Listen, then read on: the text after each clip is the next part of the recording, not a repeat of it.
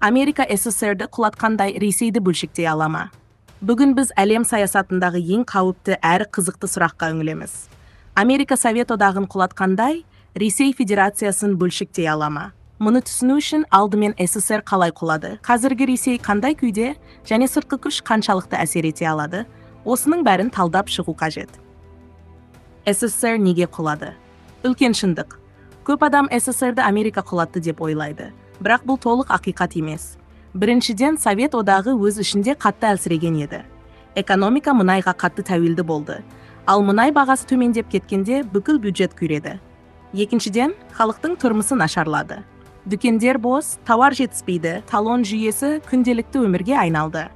Елдің ішкі энергиясы таусылды. Үшіншіден, республикалар орталыққа бағынудан шаршады. Балтық елдері, Кавказ, Украина, Орталық Азия бәрі тәуелсіздік туралы ашық айта бастады. Төртіншіден, коммунистік партияның идеологиясы құнсызданды. Халық сенбейтін жүйені ешқандай күшпен ұстап тұру мүмкін емес. Бесіншіден, элита бөлінді. Реформа жасаушы топтар мен консерваторлар арасында тартыс күшейді. Бұл елдің ішкі тұтастығын бұзды. Тек осыдан кейін ғана Америка қысымды күшейтті.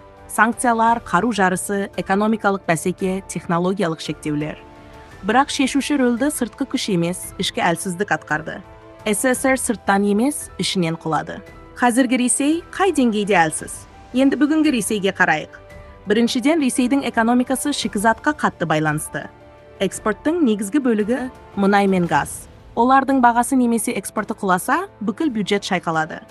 Екіншіден, санкциялар мен шектеулер Ресейдің технологиялық дамуын тоқтатты.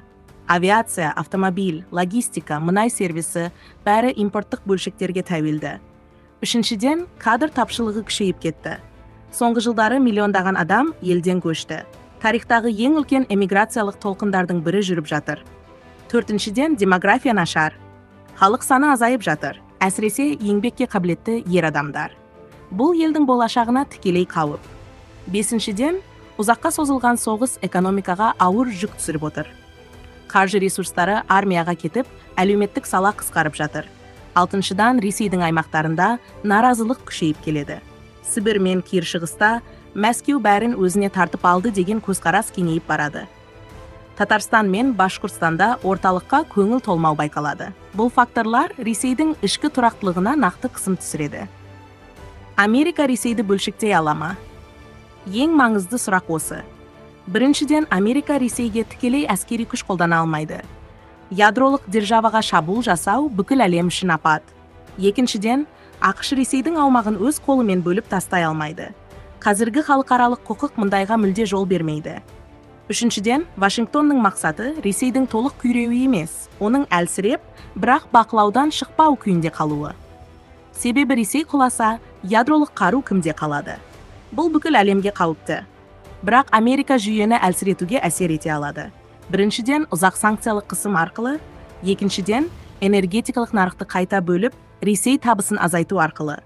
Үшіншіден, ақпараттық қысым мен идеологиялық ықпал арқылы.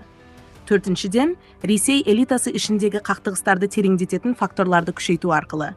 Бесіншіден, аймақтардың наразылығын жанама түрде қолдау арқылы.